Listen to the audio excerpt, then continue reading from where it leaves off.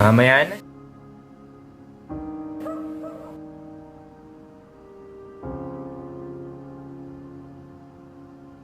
Daniel, kakain na tayo. Opo, tay. Andiyan na po.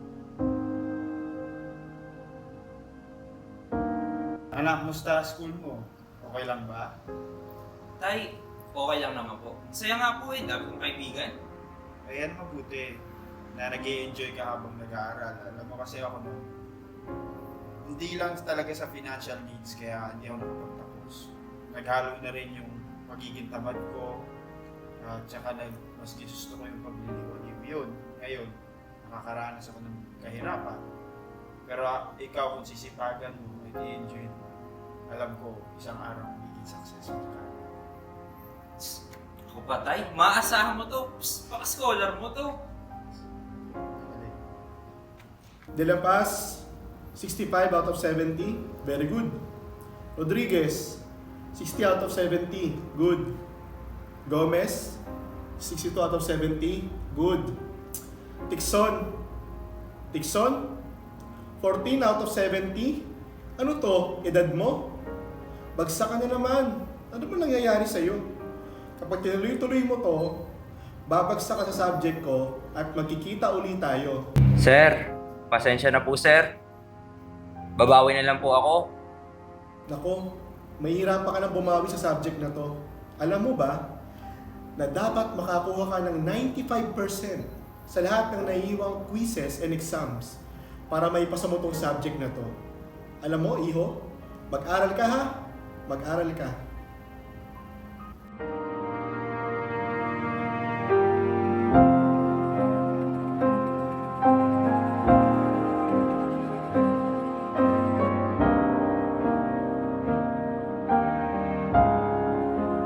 Mahihirapan ka na bumawi sa subject na to. Alam mo ba, na dapat makakuha ka ng 95%.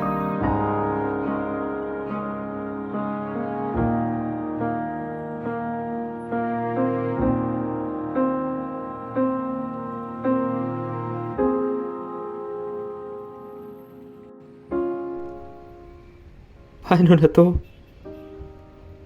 Paano na yung scholarship ko? Wala kami pambayad sa tuition. Sapat lang din naman yung kinikita ni tatay. Paano na?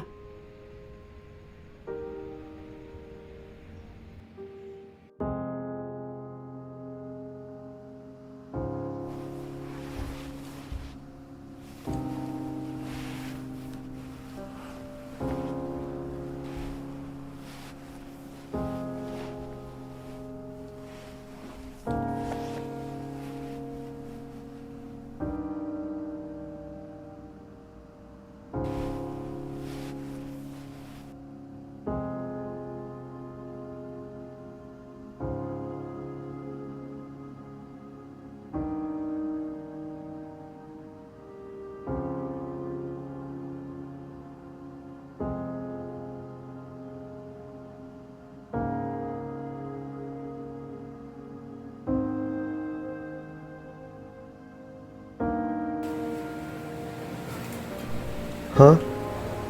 Paano to? Napakahirap naman ito. Kahit anong pag-aaral ko, napakalabo naman ito eh. Napaka-imposible namang ata makapasa pa ako dito.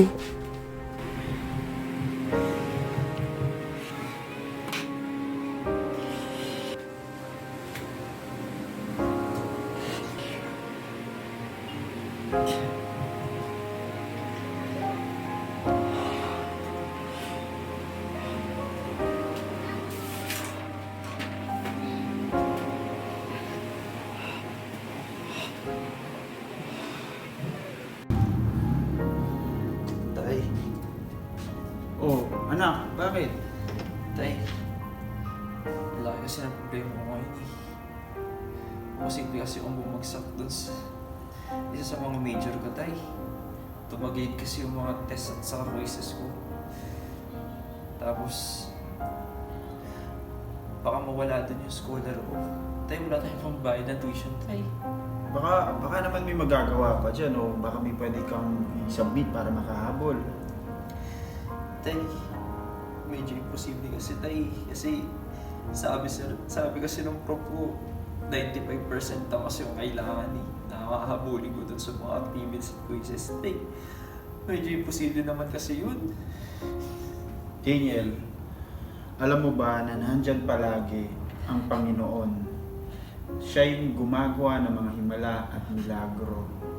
At kung kasama mo siya, kaya niyang gawing posible yung mga bagay na imposible. Tsaka, ikaw yan eh. Salamat, tay. Oh, ano pang hinahantay mo? Kausapin mo na si Lord at wag ka nang ma-discourage. Ha? Kasama ka niya palagi, kaya niya maghimala.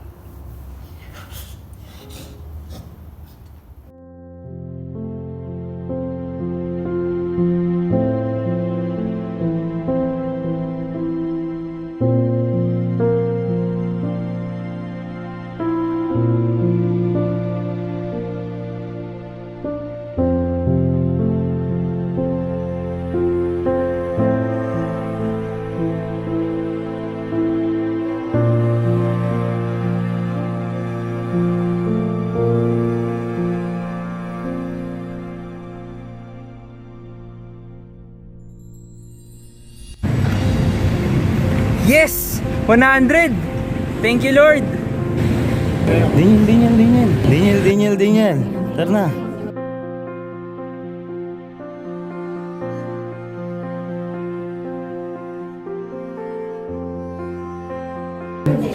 Napaisip na lang talaga ako.